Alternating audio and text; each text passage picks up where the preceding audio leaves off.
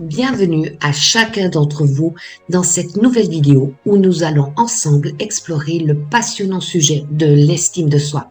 Aujourd'hui, mon objectif est de vous faire découvrir la subtile distinction entre l'estime de soi et la confiance en soi.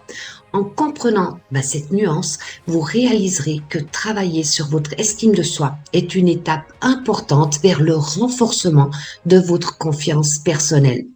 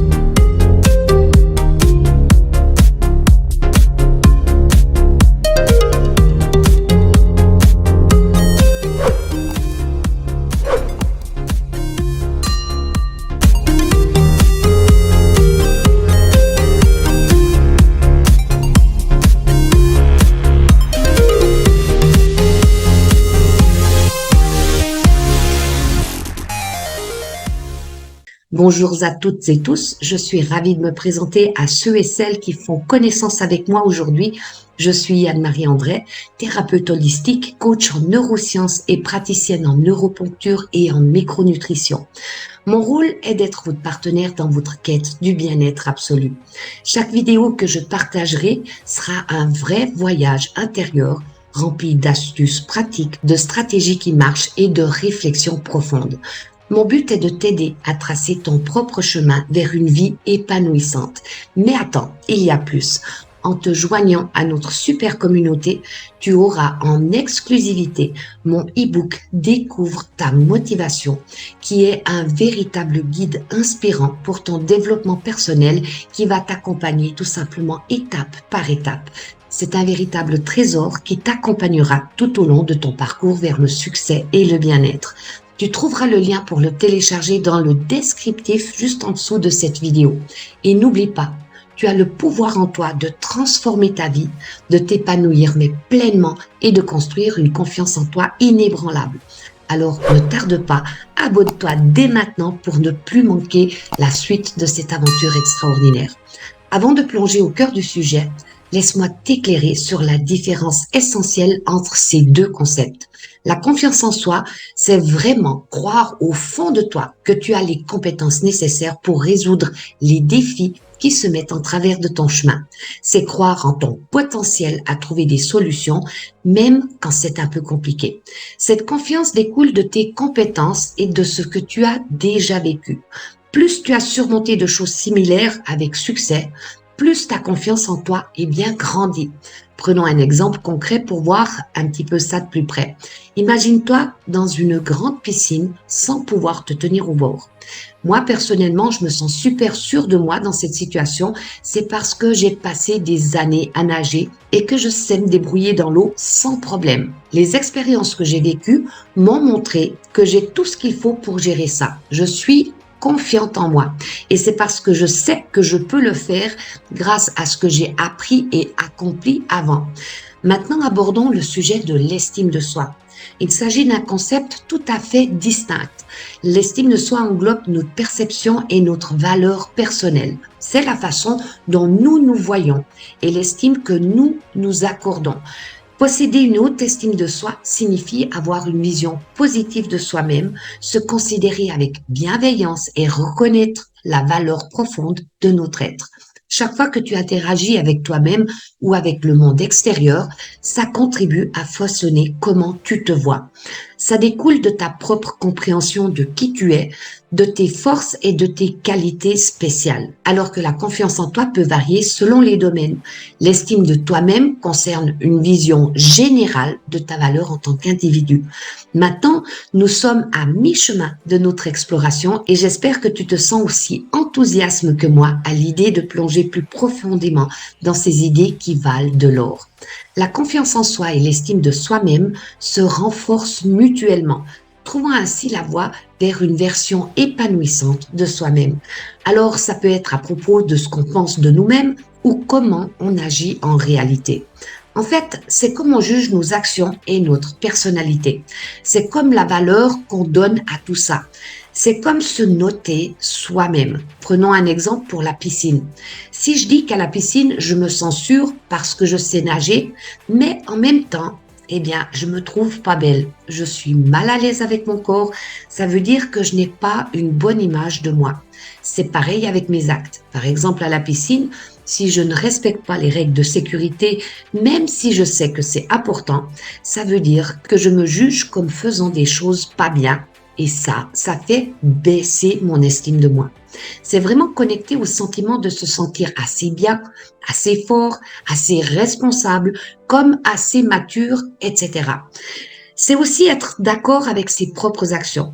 Si je fais des choses qui comptent, des choses qui sont bien faites, ça améliore mon estime de moi. Tout ça, en gros, c'est ce que l'estime de soi signifie. Mais attention, c'est quelque chose de fragile. Ça peut changer d'un moment à l'autre. Ça peut être différent selon les moments de la journée, de l'année ou selon les gens qu'on a autour de nous. Pour nous les femmes, l'image qu'on a de nous-mêmes peut changer par moment en fonction du cycle, par exemple, de cette phase que je vais appeler l'exploratrice qui correspond à la période prémenstruelle. Souvent, durant cette phase, notre estime de soi peut être un peu chahutée.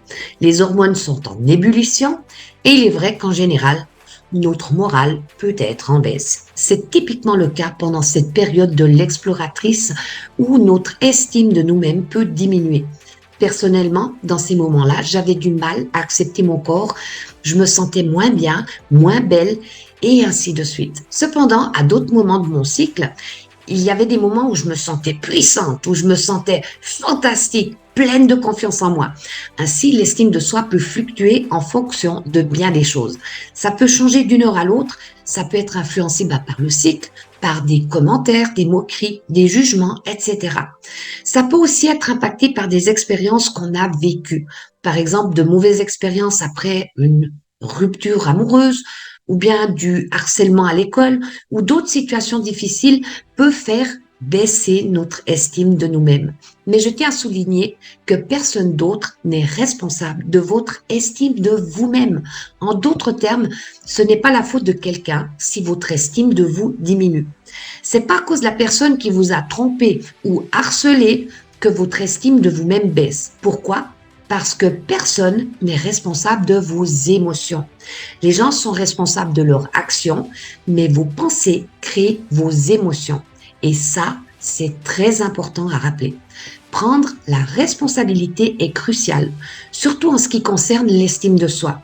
Si vous placez constamment la responsabilité de la fluctuation de votre estime de vous-même sur quelqu'un d'autre, vous déchargez de votre responsabilité et ça signifie aussi que vous n'avez pas le pouvoir de changer votre estime de vous-même. Et ça, c'est complètement inexact. Sachez que vous êtes responsable de l'estime que vous avez de vous-même. Ça veut dire également que vous pouvez améliorer votre estime de vous-même. Gardez ça à l'esprit. Peu importe ce que les autres disent ou font, ce n'est pas leur faute si votre estime de vous-même change. En réalité, vous avez le contrôle sur ça. L'intéressant, c'est que la variation constante de notre estime de nous-mêmes est un indicateur puissant de notre alignement avec nos valeurs. Je prévois également de réaliser une vidéo qui va aborder spécifiquement le concept de l'alignement et des valeurs. En effet, l'alignement signifie agir en cohérence avec ce qui compte vraiment pour nous. Chacun de nous possède des valeurs. Par exemple, pour moi, il s'agit d'émancipation, de liberté, d'accomplissement, d'indépendance et d'amour. J'ai diverses valeurs auxquelles je tiens. Je suis en alignement lorsque mes actions, mes choix et mes décisions correspondent à ces valeurs. En d'autres termes, être en accord avec mes valeurs. Si je mène ma vie de manière cohérente avec ces valeurs, alors je suis en alignement. L'estime de soi, qu'elle soit élevée ou en baisse, constitue un indicateur puissant de cet alignement. Ça montre à quel point nous sommes en harmonie avec nos valeurs. Ça indique si nos comportements, nos paroles sont en accord avec nos valeurs ou non. Pourquoi est-ce que ça l'est-il? Parce qu'au fond, l'estime de soi consiste à évaluer nos actions, à leur attribuer une valeur et à former une opinion de nous-mêmes. Plus nous sommes en phase avec nos valeurs, plus nos actions reflètent ces valeurs et meilleure est notre estime de nous-mêmes. Nous agissons selon ce que nous croyons être bien. À l'inverse, si nos actions ne correspondent pas à nos valeurs, notre estime de soi, va en pâtir. Nous ne suivons pas nos principes, ce qui va entraîner une baisse de notre estime. Cette idée d'alignement est au cœur de tout ça. Imaginez si nous vivons en harmonie avec ce qui résonne ici vraiment en nous. Si nos pas suivent le chemin de nos valeurs profondes, ça vaut également pour notre perception de nous-mêmes. Laissez-moi vous redonner l'exemple de la piscine. Si nous ne sommes pas en phase avec nos propres attentes, notre estime de soi en subit les conséquences.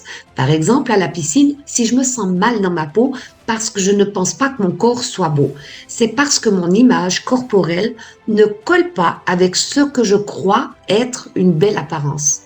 C'est parce que mon image corporelle ne colle pas avec ce que je crois être une belle apparence. Ce désalignement, va faire baisser mon estime de soi. C'est comme si nous nous écartions du sentier de nos valeurs, provoquant un déséquilibre. Nous devons alors nous poser une question qui est vraiment cruciale. À quel moment faut-il réévaluer nos valeurs ou nos comportements? Si notre estime de soi souffre parce que nos actions ne correspondent pas à nos valeurs, nous pouvons soit ajuster nos valeurs pour être plus en harmonie avec ce que nous valorisons, soit réexaminer nos attentes envers nous-mêmes. Prenons l'exemple de mon parcours personnel. Pendant longtemps, j'ai mal vécu mon corps et je me trouvais pas très séduisante en raison de ma forte poitrine et de mes fesses un petit peu plates. Cependant, au lieu de tenter de transformer mon apparence physique, j'ai choisi de réaligner mes attentes envers moi-même. J'ai modifié mes comportements pour être plus en adéquation avec mes valeurs. J'ai commencé à faire un petit peu de la marche et de me remettre petit à petit au sport et de prendre soin de ma santé. Non pas pour changer mon apparence, mais pour me sentir bien dans ma peau et me montrer en alignement avec mes valeurs de bien-être. Cette réflexion est puissante. Elle nous pousse à être en accord avec ce que nous tenons au plus profond de nous. Si votre estime de vous-même flanche, demandez-vous si vous devez ajuster vos actions pour être plus en accord avec vos valeurs. Ou bien si c'est le moment de revoir vos attentes envers vous-même. Peut-être avez-vous intégré des attentes irréalistes qui ternissent votre estime de soi. Prenez le temps de vous réaligner avec vos valeurs, de laisser de côté les jugements extérieurs et d'embrasser l'authenticité. C'est dans cet espace d'alignement que l'estime de soi se renforce, où nous nous élevons au-delà des attentes imposées pour embrasser notre propre lumière. Une invitation tout simplement à devenir qui vous êtes sans compromis. Cependant, il existe d'autres situations qui illustrent ce point, allant au-delà de la dimension physique. Par exemple, imaginez que je trahisse la valeur de la fidélité en trompant mon partenaire. Ce désalignement avec mes valeurs mène à une baisse de mon estime de soi. Les répercussions sont immenses et peuvent toucher divers aspects du comportement à l'apparence. Lorsque je me trouve dans une relation de couple, agir en accord avec mes valeurs renforce mon estime de moi. Ça crée une harmonie entre mes actions et mes convictions, me donnant une estime positive. Des exemples foisonnent pour illustrer ce concept, valable aussi bien pour le comportement que l'apparence physique. La clé réside dans le questionnement constant. Chaque situation, il est possible de modifier nos actions et d'ajuster nos valeurs pour aboutir à une vie épanouissante. Transformer nos valeurs et nos actions est essentiel. L'estime de soi déploie une influence profonde sur de nombreux domaines de notre vie. Nous avons tous ressenti son impact. Une faible estime de soi nous confine à notre zone de confort, alimentant un cycle négatif. En contraste, une estime élevée nous pousse à sortir de notre zone de confort, amorçant un cercle vertueux d'accomplissement. contraste, une estime élevée nous pousse à sortir de cette zone, amorçant un cercle vertueux d'accomplissement. Boosté par une estime positive, la prise de risque devient naturelle, la persévérance grandit et le succès s'épanouit, que ce soit sur le plan personnel ou professionnel. En outre, une estime saine nous aide à puiser le positif dans des situations difficiles, à apprendre des erreurs et à cultiver la résilience. Pensez-y, nos choix et notre estime de nous-mêmes sont étroitement liés. En forgeant ce lien avec nos valeurs, nous dessinons un chemin de réalisation et d'harmonie. Cela influence nos actions, nos relations et nos réalisations, tout en insufflant l'énergie positive dans notre voyage vers l'épanouissement personnel. Nos interactions avec les autres s'inscrivent dans cette dynamique. Généralement, nous attirons des individus partageant une estime similaire à la nôtre.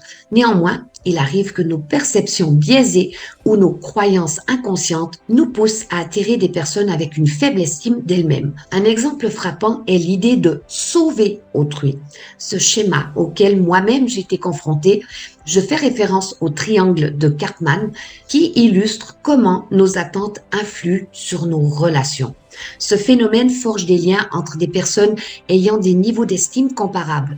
Une estime positive élève une relation, la nourrissant de confiance et d'épanouissement. En revanche, deux individus avec une faible estime d'eux-mêmes peuvent mutuellement s'entraîner vers le bas, affectant leur dynamique. L'estime de soi exerce une influence puissante sur notre trajectoire vers le succès, qu'il soit personnel ou professionnel. Une estime saine suscite le courage de prendre des risques, alimente la persévérance et nous encourage à rêver plus grand. Elle façonne une aura positive, attirant des opportunités par le biais de la loi de l'attraction. Un tel état d'esprit nourrit la réussite et cela revêt une importance capitale. De plus, une bonne estime de soi se manifeste comme un guide dans les moments difficiles. Elle nous apprend à tirer des leçons de l'échec, à transformer les obstacles en opportunités et à développer une résilience remarquable. Chaque défi devient une chance d'apprentissage, un moteur pour se relever et persévérer. En somme, notre estime de soi tisse des liens, détermine nos choix et oriente notre succès. Comprendre son impact et le nourrir s'avère donc essentiel. Une estime saine élève notre relation avec autrui, accélère notre quête de réussite et nous dote d'une capacité exceptionnelle à puiser la positivité des moments les plus ardus. C'est un précieux atout qui favorise notre épanouissement global. Pour conclure cette vidéo, permettez-moi de vous présenter quelques astuces pour renforcer votre estime personnelle. Bien sûr, il existe de nombreuses facettes à explorer et certaines sont abordées dans mes séances de coaching d'équipe. Je prévois également de discuter de ce sujet lors de futurs événements en direct au sein de la communauté Ose et change ta vie. Si vous souhaitez approfondir ces concepts, n'hésitez pas à nous rejoindre. En attendant, voici quelques suggestions pour élever votre confiance en vous. Sachez que je suis en train de créer l'Académie Ose et change ta vie qui proposera des ressources plus approfondies comprenant des exercices et des séances de coaching. Cette plateforme sera accessible à un prix mensuel abordable et sans engagement. Je vous tiendrai informé dès que tout sera prêt. Maintenant, passons aux conseils pour améliorer votre estime personnelle. Commencez par travailler sur votre propre image. Comment vous percevez-vous?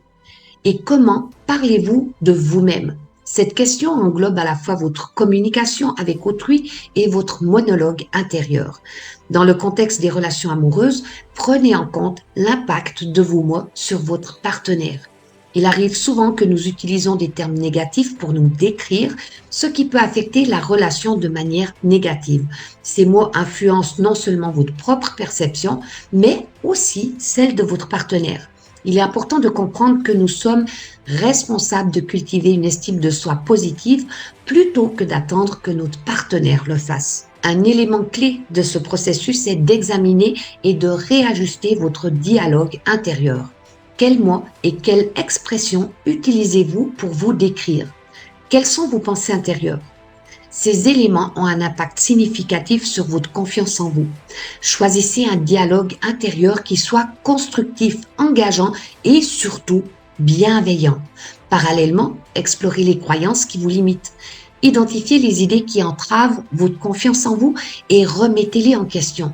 Ces croyances sont-elles basées sur des critères extérieurs?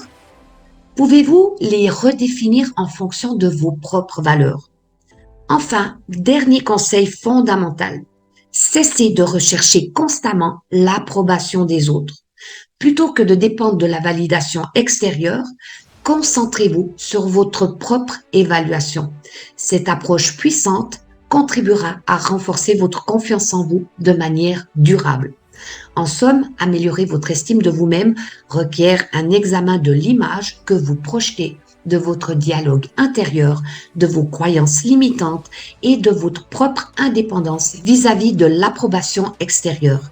Ces étapes vous aideront à bâtir une confiance en vous solide et à progresser vers une vie plus épanouissante. Ensuite, nous allons apprendre à établir nos limites et à dire non. Nous allons également nous concentrer sur nos forces, nos qualités, nos rêves et nos objectifs afin de comprendre notre plein potentiel et ce que nous désirons accomplir. En abordant ces aspects, nous travaillerons également sur le sentiment d'accomplissement. Une autre démarche importante est de prendre du recul. Lorsque notre estime de soi flanche, il est utile de transposer la situation à un ami ou à une personne que nous aimons. Si cette personne avait agi de la même manière, que penserions-nous?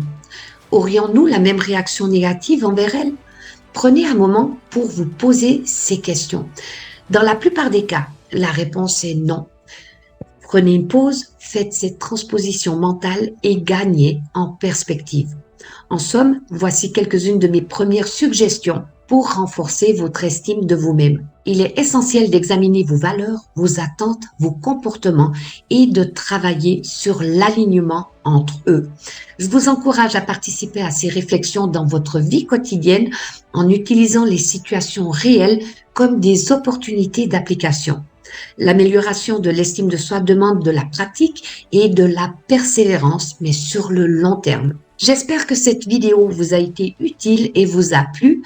N'hésitez pas à partager ces conseils avec ceux qui pourraient en bénéficier, ainsi que de partager en commentaire vos réussites personnelles. Merci infiniment de m'avoir écouté jusqu'au bout. Restez à l'affût, car vous aurez bientôt la possibilité de nous rejoindre dans l'Académie Ose et change ta vie. Je vous dis à la semaine prochaine et d'ici là, prenez soin de vous.